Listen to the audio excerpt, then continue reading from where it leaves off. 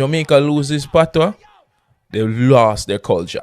Imagine, look how me got work from morning. I looked at it from the perspective of the Jamaican parent teaching their kids. Hey, yo, come back and look on the blood clots. Look on the sink. Look on the thing in the blood clot. See.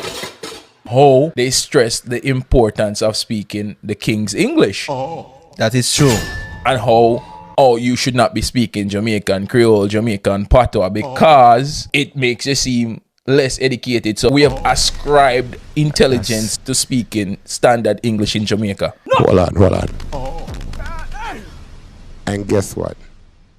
When we are in Canada and we hear people come from Jamaica come up and they start speaking more, as would I say, proper English, we laugh.